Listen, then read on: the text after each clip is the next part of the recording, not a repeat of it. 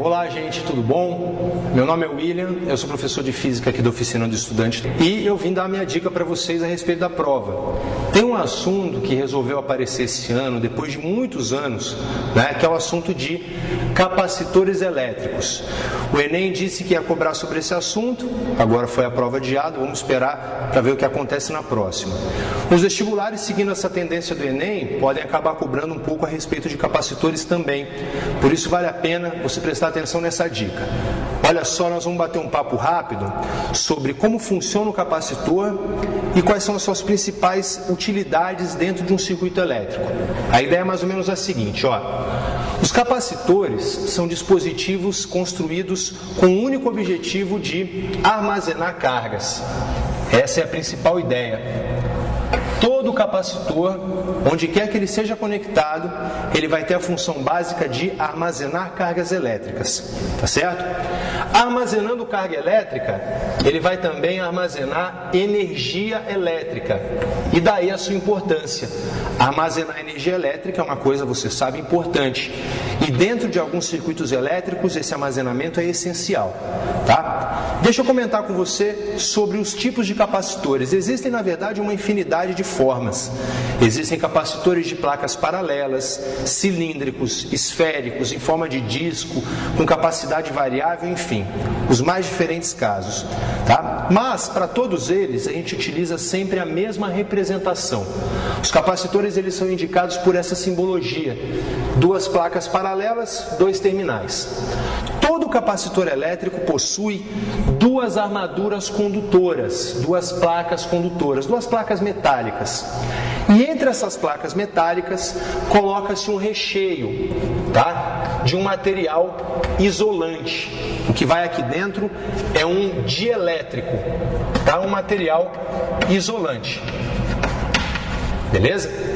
Para que o capacitor possa armazenar cargas elétricas e com isso armazenar energia elétrica, você precisa primeiramente conectá-lo a uma fonte de energia. Então a gente vai pegar esse capacitor e conectar os seus terminais a uma pequena bateria. Vamos fazer essa representação aqui, Imagine um capacitor conectado a uma fonte. Tá?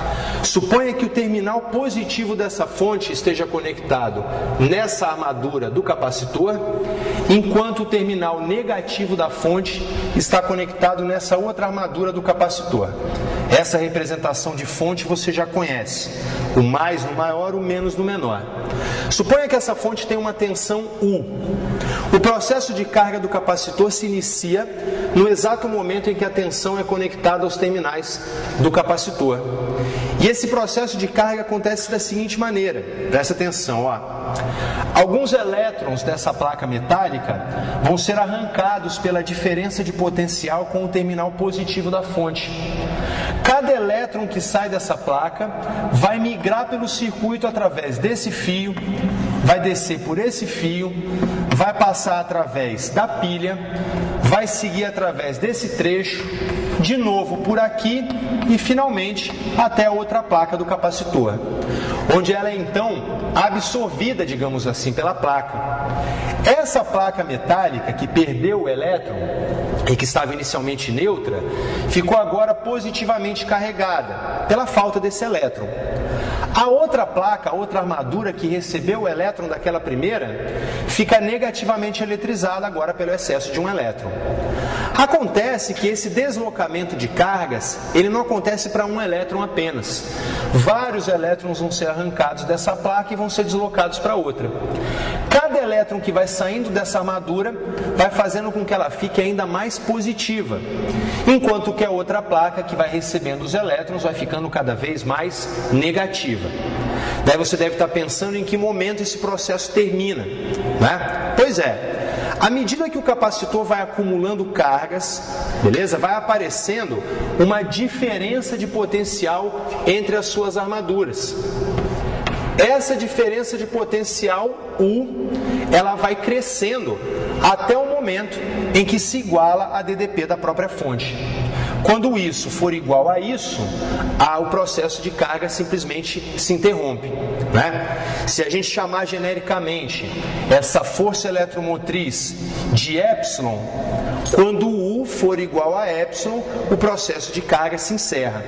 Então dá uma olhada nesse quadro aqui, ó. Vai haver corrente elétrica promovida pelo deslocamento de elétrons por um certo intervalo de tempo, apenas por um ΔT. Esse intervalo de tempo é o intervalo de tempo da carga do capacitor. Quando ele estiver completamente carregado, já nessa condição, deixa de haver corrente. A corrente elétrica vai a zero, tá? E a corrente elétrica se torna zero porque a diferença de potencial entre as placas do capacitor se torna igual à força eletromotriz da fonte. A gente diz que o capacitor está então carregado, né? Você sabe que existe uma relação matemática entre a DDP, a quantidade de carga acumulada no capacitor e a sua capacitância, que é a principal característica de todo elemento desse tipo. A relação matemática entre a carga, a capacitância e a diferença de potencial é dada pela famosa expressão Q igual a C vezes U, né? Ou Qcel, não é? Ó? Quantidade de carga acumulada em coulombs, capacitância ou capacidade em Faraday, que é a unidade do sistema internacional para se falar dessa característica do capacitor. E a diferença de potencial, né, na unidade volts, isso daqui sempre em volts. Beleza? Carregado, o capacitor possui energia armazenada. A energia elétrica armazenada no capacitor é dada pela letra E maiúscula e pode ser calculada por qualquer uma dessas igualdades que você vê aqui, tá? A quantidade de energia acumulada é igual à quantidade de carga vezes a DDP sobre 2, ou capacitância vezes DDP ao quadrado sobre 2, ou quantidade de carga elevado ao quadrado sobre 2 vezes a capacitância, tá certo? A energia armazenada sempre na unidade joules, tá joia? Daí você deve estar se perguntando para que serve essa carga armazenada, essa energia elétrica que o capacitor armazenou. Bom, serve para que ele possa utilizá-la num outro momento.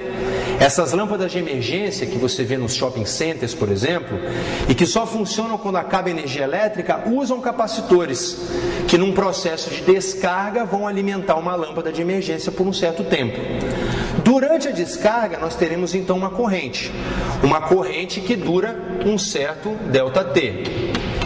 Só que essa descarga, ela vai ter que acontecer em cima de um outro elemento, que não pode ser uma fonte.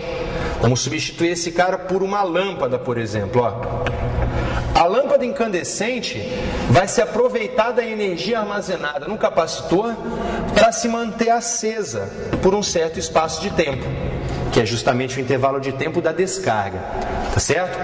Enquanto tiver energia armazenada no capacitor, a lâmpada vai permanecer acesa. Acabou a energia, acaba a corrente, a lâmpada apaga, tá certo? E essa energia que foi acumulada, ela vai ser então inteiramente dissipada no resistor, nesse R aqui. Se o elemento ligado for simplesmente um resistor, a energia acumulada vai ser dissipada na forma de calor, que é o efeito Joule, né? Se por um acaso o elemento resistivo colocado aqui for uma lâmpada, ela vai ficar acesa pelo intervalo de tempo da descarga. Toda essa energia dissipada no resistor é igual àquela que foi acumulada no capacitor. Então, se aparecer, por exemplo, numa situação de prova, né? Qual é a quantidade de energia elétrica dissipada em calor no resistor? Saiba que o que foi dissipado é igual ao que foi acumulado. E o que foi acumulado de energia é calculado por qualquer uma dessas 3 igualdades que você vê aqui. Beleza? Em resumo, é basicamente esse o funcionamento dos capacitores, tá? Espero que a gente acerte, né, lá no dia da sua prova com essa nossa queridíssima dica. Beleza, pessoas? Fique então o nosso grande abraço, sucesso nos vestibulares, a gente se vê por aí. Tchau!